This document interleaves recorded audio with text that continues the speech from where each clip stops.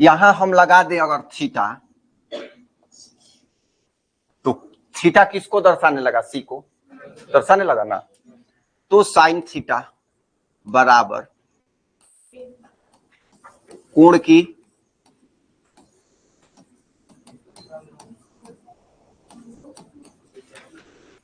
सम्मुख भुजा बटा कर्ण। परीक्षा में जब आए तो ऐसे ही करना, लाल बटा काका के फेरा में नहीं पड़ना है, ठीक है ना। लंब बटा कर्ण नहीं लिखना है। बहुत से स्टूडेंट लिखते हैं, अपना रट उठ के जाते हैं, लाल बटा काका, समझते हो ना। हाँ, तो उसको यूज नहीं करना है कभी नहीं, कभी भी ये लिखना है ये, क्योंकि तुम्हारा 1 नंबर मिलेगा इसी पर। ये सम्मुख भुजा की जगह लंब दिखेगा तो संभव है नंबर कट भी सकता है। अब साइन थीटा कोस थीटा क्या होगा? संलग्न भुजा बटा कौन। यहां हम लोग बात करते हैं, समझ रहे हो ना कौन? ये है सम्मुख भुजा, ये क्या है? सम्मुख भुजा। किसकी सम्मुख भुजा? जिस कोण का मेजरमेंट कर रहे हैं, हाँ, जिस कोण को माप रहे हैं, अगर यहां माप दें तो ये हो जाएगा सम्मुख। समझ में आ रहा है ना। तो सम्मुख भुजा, और सम्मुख के साथ जो 90 बनाता है ना, संलग्न होता है। मतलब 90 डिग्री बनाने वाला में से एक सम्मुख होगा, एक संलग्न होगा। तो चेक कैसे करेंगे? तो जो कोणवा के सामने हो वो सम्मुख होगा। सम्मुख माने तुम लोग जैसे हमारे सम्मुख हो, हैं, तो सम्मुख स्टूडेंट हो नहीं, और जो पीछे है वो अपना पीछे है। तो इस तरह से सम्मुख भुजा, ये क्या हो जाएगा? संलग्न भुजा। हाँ, ये क्लियर है वहां। और इस कर्ण तो वहां ऑलरेडी है, वो सब में है। tan थीटा बराबर, ये हो जाता है कोण की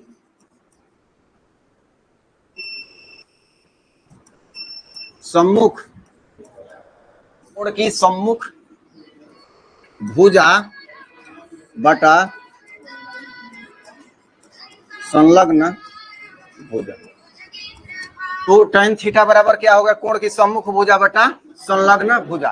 देखो, सूत्र याद करने से नहीं होता है, सूत्र देखोगे समझ में आ जाएगा, और कुछ क्वेश्चन बनाओगे तो क्या हो जाएगा? दिमाग में बैठ जाएगा। रटने वाला सूत्र तुरंत भूल जाओगे, और रट करके याद करोगे ना, कब किसका अप्लाई करना है ये समझ में ही नहीं आएगा।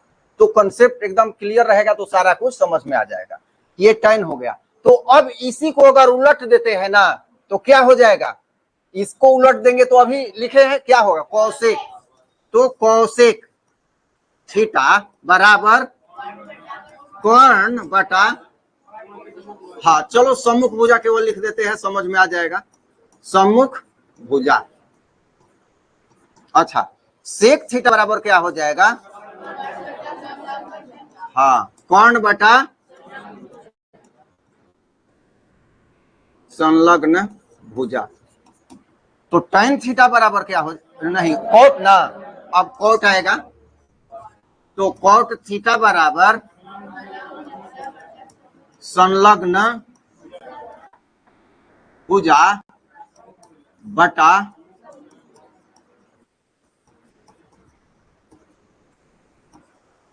इसको भी नोट करो। रेशियो मतलब अनुपात पे बात करते हैं।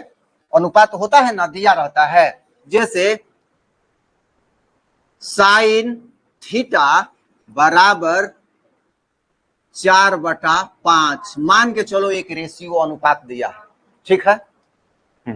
तो ये दिया हुआ है। तो क्या होता है इसमें कि जब भी अगर पहला एक्सरसाइज पर हम लोग चले, तो जब भी होगा एक इस तरह का कोई रेशियो दे देगा, किसी भी त्रिकोणमितीय निष्पत्ति को निकाल के, जैसे cos थीटा बराबर इतना बटा इतना, tan थीटा बराबर इतना बटा इतना, ठीक है ना। तो 2 देगा और 3 भुजा है, तो 2 दिया हुआ है तो तीसरा नहीं निकाल लेंगे? निकाल लेंगे ना। तो साइन थीटा बराबर हम लोग जानते हैं क्या होता है। हाँ, तो यहां अब बात करते हैं यहां इसकी भुजा की। इस त्रिभुज में साइन थीटा सम्मुख भुजा कौन है जी? A B. ये कौन है? ए सी। और यहां अब तुलना कर लेते हैं, समझ में आ रहा है। तो यहां ए बी बराबर, अच्छा ए बी बराबर 4 और ए सी बराबर 5, लेकिन हम गलत लिखते हैं। समझ में आ रहा है ना, गलत लिखते हैं। एनसीईआरटी में कहीं खोज के देख लेना, नहीं दिया है। यहां जुड़ेगा 4 के और यहां जुड़ेगा 5 के, क्योंकि इसका ये रेशियो है। ये के का मान 4/5 का मतलब देखो, ये 4/5 का मतलब क्या 16/20 नहीं होगा? होगा कि नहीं होगा? हो जाएगा ना। ये 40/50 नहीं होगा? तो हम कैसे इसको मान लेंगे कितना ही है? ये 16/20 भी हो सकता है, 40/10 भी हो सकता है। यहाँ के 10 है, यहाँ के 4 है। अगर के बता दिया जाए तो बता दोगे 16/20, 4 करने पर, के 10 करने पर क्या हो जाएगा? 40/50। तो ये समझना जरूरी है, और इसी भाषा में तुम लोगों को आंसर करना है। परीक्षा में आएगा वही, लेकिन जो लैंग्वेज लिखना है वो इसी भाषा में लिखना है। ये क्या हो जाएगा? यहां हो गया ये 4 के, और ये क्या हो जाएगा? 5 के। ठीक है ना। अब निकालते हैं हम लोग। क्या एक भुजा तो सब में निकालना पड़ेगा। अगर मीटर में दिया रहे तो ठीक है, अलग अलग दिया रहे तो कोई दिक्कत नहीं है। मीटर का मतलब एक्यूरेट, जैसे 10 रुपया, अब 10 में क्या करेंगे? 10 रुपया है मतलब 10 रुपया है।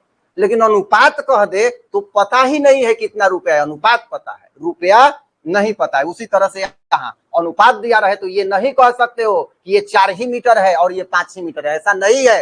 ये 16 मीटर और ये 20 मीटर भी हो सकता है, क्योंकि 16-20 का रेशियो भी 4/5 ही होता है। समझ में आ रहा है ना। जैसे फिर थोड़ा सा समझो, यहां पर दिया हुआ है ए बी